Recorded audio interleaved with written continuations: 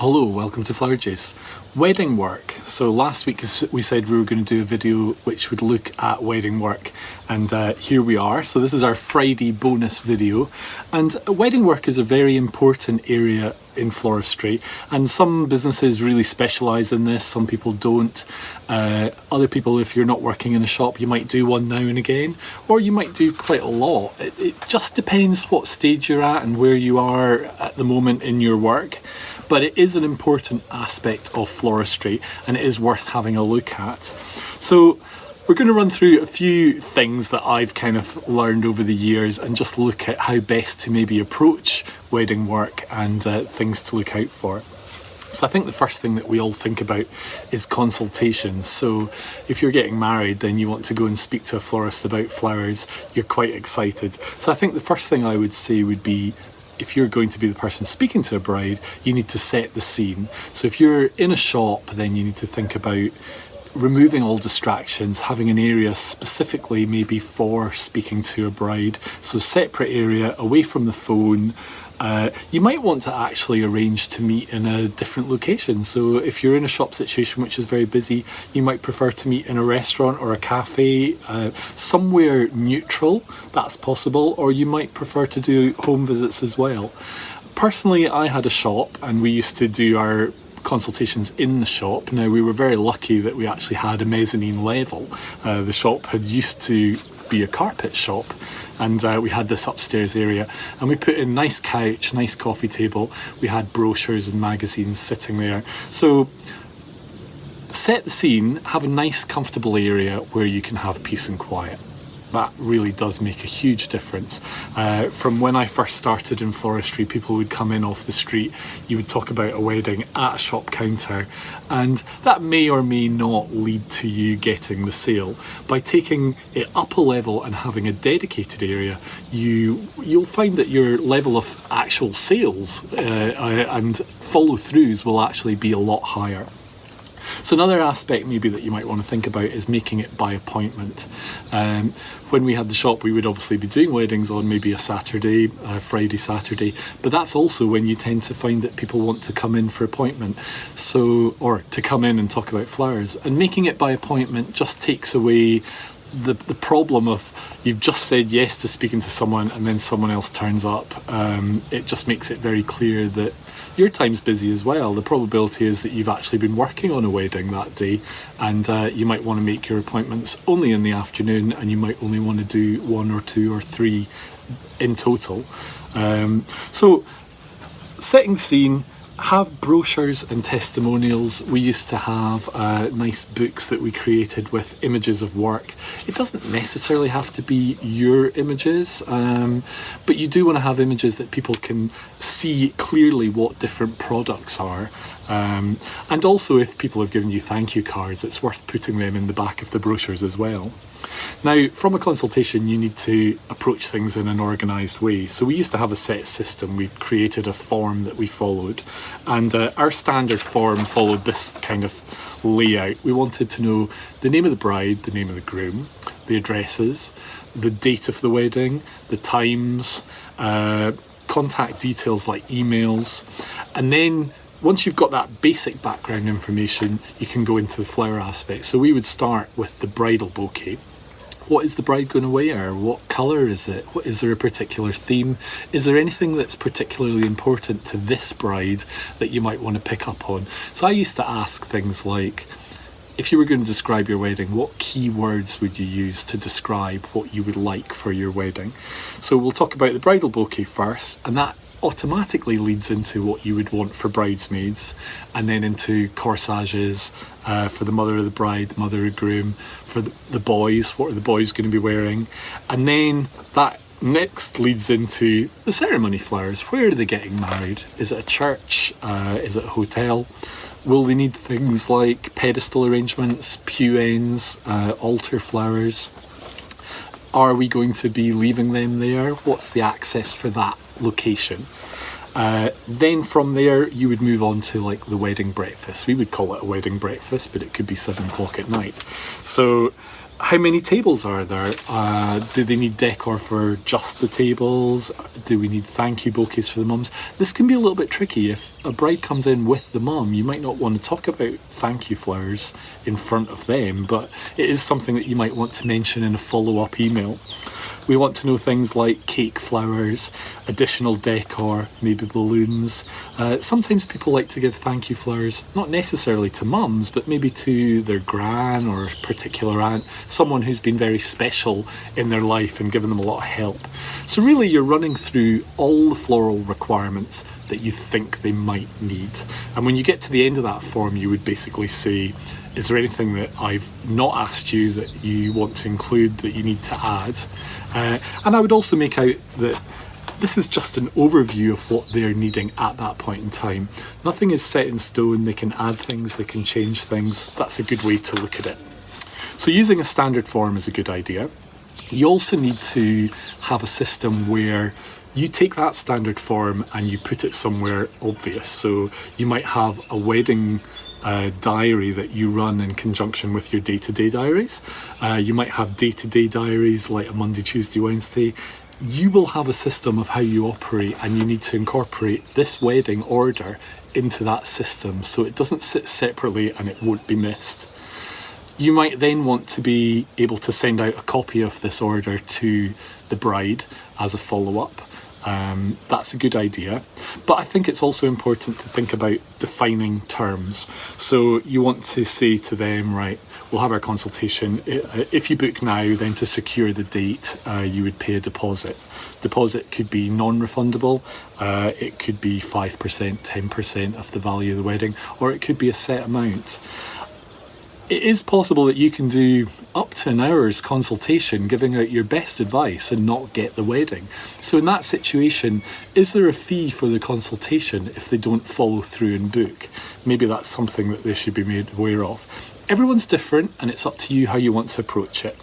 I would also define terms of, say, like delivery. Do you charge for delivery? Is it 2 deliveries included, one for the bride, one for the hotel, or one for the bride, one for the groom? You need to define that clearly.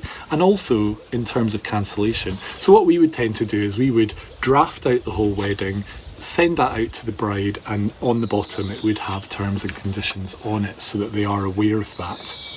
I think what you really need to think about is the expectation of a bride compared to the reality of reality, to be honest. Some people will just think that you're going to be on call all day. The reality is that you are probably still in a shop and you have other customers to see, and did those people just pay for the items, or have they paid for you to be a server to them for that day? So you need to think about how you want to pitch it. Are you at their side doing everything, or have you just sold items, or where are you in that kind of range? And that needs to be clear, to be honest. And that leads on to pricing. So we talked about pricing in a different Friday video, and we're not going to talk about it specifically for weddings, but you would basically have a formula for how you price each item. So a corsage, the labour charge might be cheaper than making a wedding bouquet, but the labour charge is probably more expensive than making just a hand tie bouquet in your shop. So you need to include your labour skills and your time elements. For the wedding, you want to price everything. You don't really want to give anything away, but another way of looking at it is looking at the big picture. So you need to be aware of how it works, and it needs to work for the bride and for you. If you had a bride who said, I want to have 100 corsages for all my guests, actually that is a nightmare. That takes so much work. So you either need to think of one that you can make very easily and that they're happy with, or you need to price the reality that that is going to take a large amount of time to fulfill that aspect, which seems like nothing, but it actually compounds itself by being such a big number.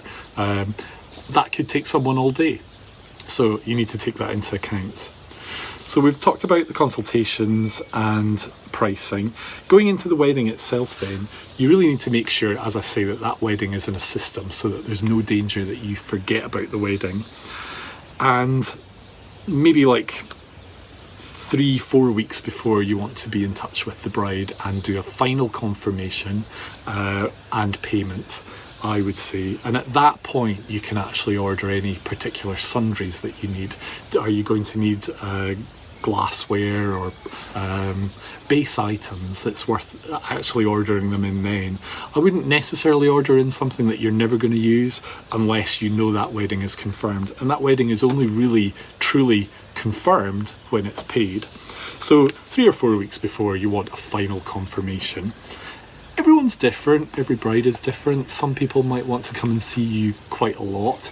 Other people are happy with a very full initial consultation and then really just a follow-up confirmation like the month before. It depends, everyone's different. You have to slightly play that by ear. 7 days before, or roughly round about that, you need to order your flowers. So you need to have worked out what you're needing for that wedding. And what we would tend to do is we would write out all the items, we would write out all the types of flower and foliage that we would be using for that, and then we would put in the numbers, so like a grid. So for a bride you might want to have 15 roses, 5 veronica, 1 piece of gyp, and you would just go down each item and fill in the contents for that. And then at your last column, you're literally going to have a total, and then you would use that sheet to do your order. 3 or 4 days before, you're probably going to find that order arrives with you. And what you want to do is you want to accept the delivery, conditional your flowers, make sure they're getting a good drink and they're well hydrated before they're getting used. And you also want to set them aside. It's very easy in a busy environment where there's a lot of things going on for flowers to end up maybe going in the wrong direction, or a member of staff using them for a different order. So, and if you've got maybe 2 weddings going on at the same time, there is a danger that that can happen. So clearly label things and put them to one side. Also at that time, kind of 3-4 days before, you can prep any non-floral items. So you might want to set up your bases, you might want to wrap your delivery boxes that you're going to put your bridal bouquets in. You could even make bows or wrist corsage. You can collect things together for that wedding. You could do this before then, but essentially it's going to be sitting around, so it's going to take up room. So it depends. If you've got the room, you could do it in advance. Probably the day before the wedding is when I would want to create all my floristry. Now, when I worked in my shop, we could have a very busy day. I would try and do some of the work during the day, but it's possible you might have to work out with hours to do that if you're already doing the day job. If you're able to just do the job, then great. I would start with the items that will last the best, and then I would work towards doing the items that need to be made as close to the time. So essentially things that are in foam, things that can be stored and kept, make them first. You could possibly even 2 days before start greening the bases. Personally, I just like to do them all at once. I think it's fresh in your mind and you're more with it, but it depends on your workload. And this is where it's important to know your own abilities. So you need to know how quickly you can make a shower bouquet, how quickly you can make a hand tie, how quickly you can make thank you bouquets. You need to have a good concept of your own timings or your staff timings, so that you can actually realistically say, I'm going to start this wedding and this is going to take me 4 hours of work or 5 hours of work or whatever it may be. You need to know. And that only comes really with the more you do, the more au fait you become. So day before, you can start creating your floristry, and you want to store that properly as well. You want to be able to have an area where you can set it aside, you can give it a mist with water, possibly put a very light plastic film on top, just floating on top really, just to hold a little bit of humidity in there and keep them cool. Certain items, like if you're doing hand ties with, say, tulips or that, can be photosensitive, so they'll tend to move towards light. You might want to store them in an area that's dark just to stop them doing that. So there's a lot of prep that you can do the day before. On the day, You might want to go in early. Again, it all depends about the timings of a wedding. So you'll have had that all pre-arranged, and when you look at the file for the wedding, it'll all be clearly written there. You want to finish off the final floristry, so that may be the bridal bouquet or some buttonholes. You want to pack them. Well, you might have made the bridal bouquets the day before, but you might want to finish off the handles. Whatever's needing done, you would basically do. Really keep an eye on times when you're doing that. It's very easy on a day for things to start to fall behind. What I found was I would maybe go into work early. So if we normally opened the shop at 9, I might go in about 7:30, and just having an hour and a half of total peace and quiet.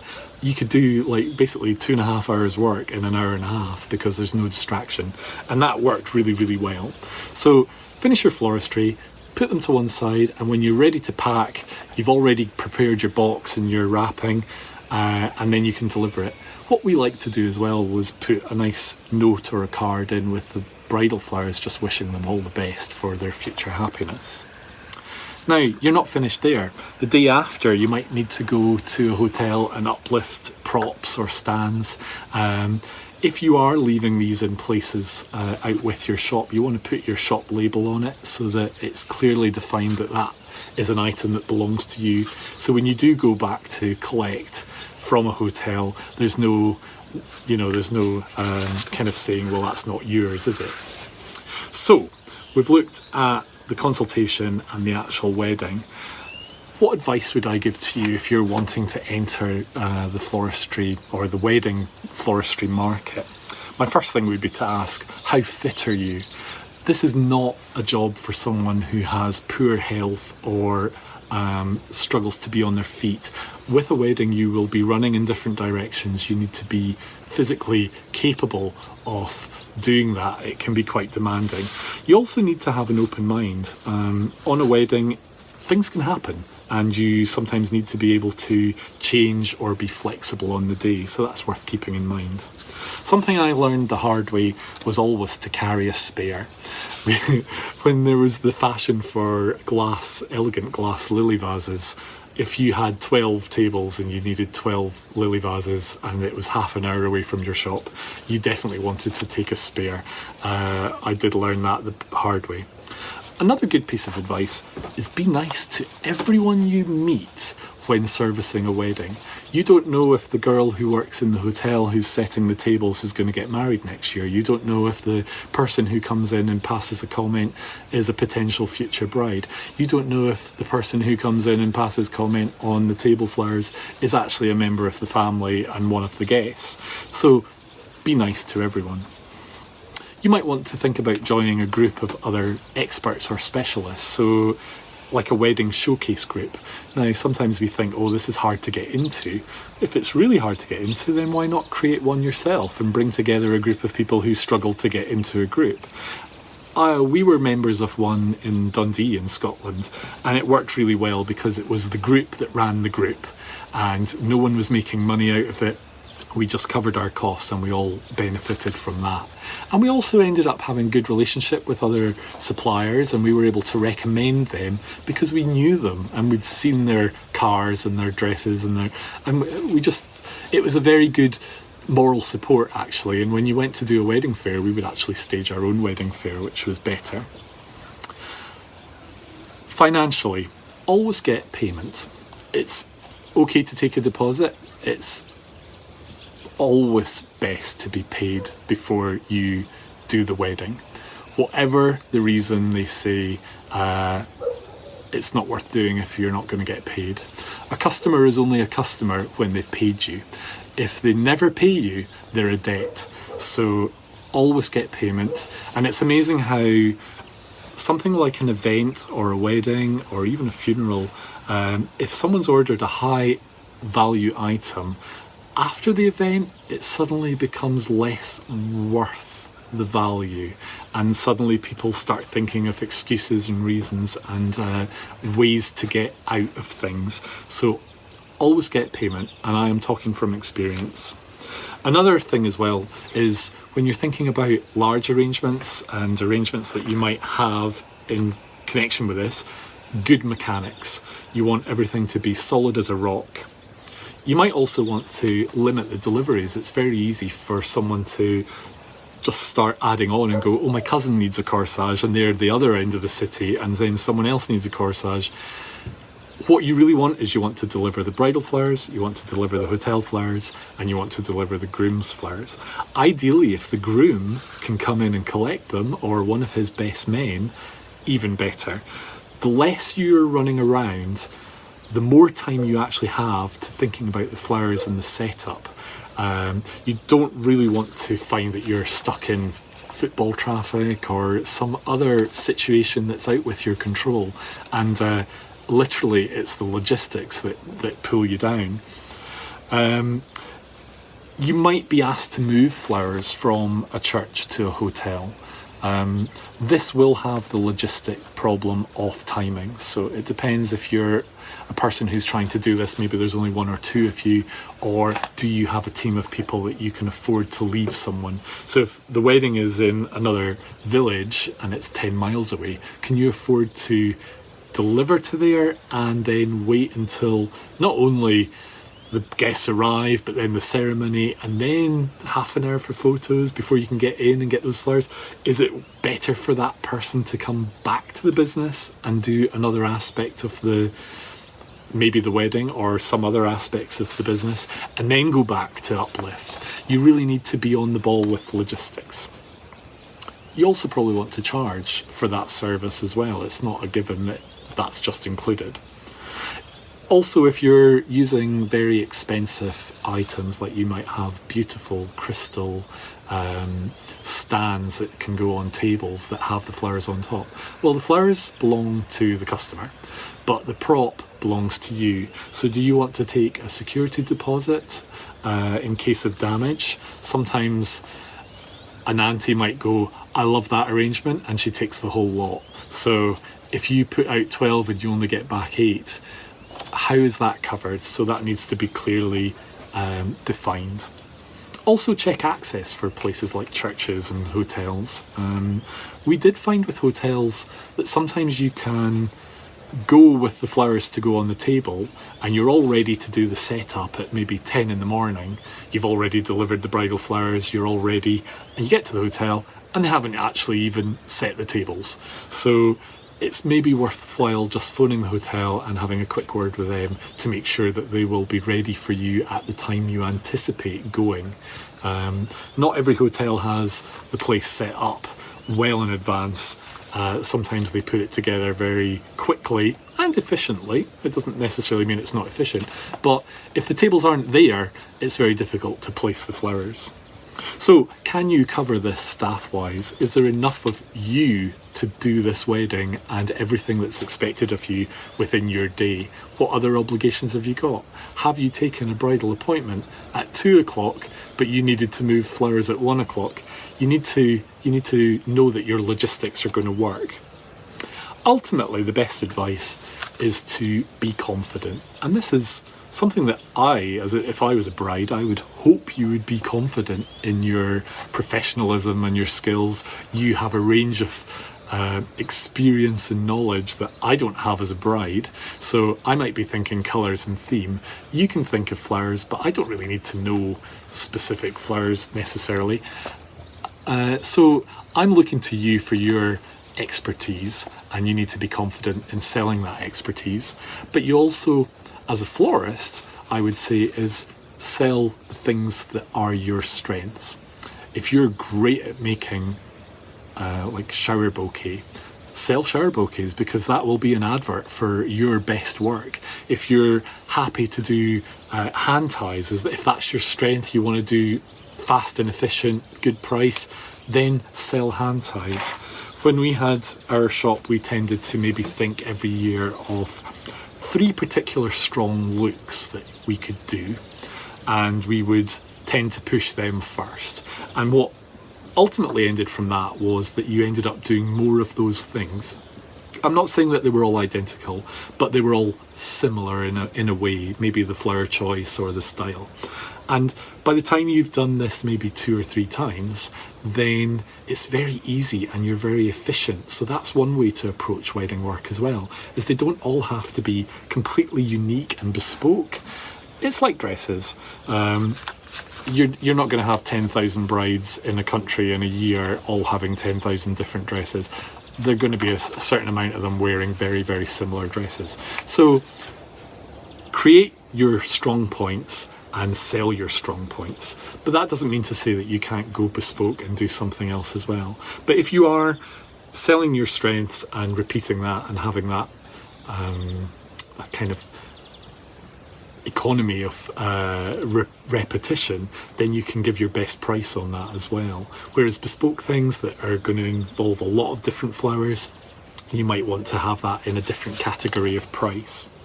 In my own experience, everyone wants their wedding consultation on a Saturday, but that's the day that you're busy doing weddings. So you might get back to the shop and be absolutely shattered, but then you have to sit down and get excited and talk about someone else's wedding. So just keep that in mind. Probably most people want to talk about weddings on a Saturday. You will also get people who want to talk about weddings on Christmas Eve or Mother's Day or Valentine's, and that's not going to happen. If you make any mistakes, just own up to them. It's going to happen. We're all human. Things can happen. Do not try and fob it off or create some sort of story. It's better just to be straight. Turn away unprofitable work. Now, you will get the odd person come in who you just will never be able to satisfy. They're going to want everything for nothing and they're not worth dealing with. Does that sound bad? I don't think it is. I think if you let that person go to your competitor and they take them, then that's up to them. But if you honestly are not going to gain from unreasonable requests, then it's better to walk away. People give addresses that could be out in the countryside and not easy to find. I think if people give you an address and you're not sure exactly where it is, then you need to have that clarified. People are very good at saying, oh, well, it's in Dundee. But then it turns out it's actually 20 miles from Dundee. It was in the Dundee area, not the Dundee city. So you need to be able to be aware that sometimes people exaggerate just how easy it is to find their cousin. Also beware of things like Christmas, Mother's Day and Valentine's Day. Obviously there's a price implication for that. If people are going to want wedding flowers at peak times, prices are generally high and that needs to be reflected.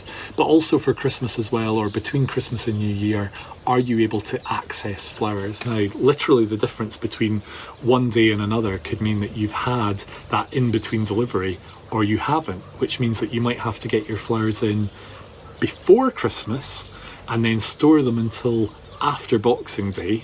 So you're using older flowers, so you probably want to sell things that last better as opposed to things that are soft. So maybe orchids as opposed to very soft, kind of more summery type flowers. So keep that in mind. If you were planning to close the shop for 2 weeks at that peak time or at that seasonal time, then don't take a wedding. It's very easy, maybe even a member of staff might take a wedding for a time where you actually I thought everyone knew we were going to be closed. So just don't get caught out, I would say. So to sum up, I would say the best advice I can give you is you are the expert. You are the florist. You have the expertise and the knowledge that you've gained from working with flowers, and you don't want to come across as being unsure. You want to be confident and happy and excited, and don't shy away from problems. Weddings can be an absolute buzz. They can be very tiring, but they can be an absolute joy. And it's a wonderful thing to be entrusted to deliver the flowers for a very important day for a lot of people. So enjoy it, don't shy away from it, and just do your best. And it was you probably as well at some point. We've all been maybe, well, we've maybe not all been married, but you just want people to look after you on your special day. And from a flower point of view, that could be you, and it's a great thing to be asked. So I hope you've enjoyed today's video. If you have, then click here to subscribe. We've been doing this kind of bonus video on a Friday, and we're quite happy to keep doing that if we can. And obviously every Tuesday we still do a design video as well. So thank you for watching, and we look forward to seeing you soon. Stay safe, everyone. Bye.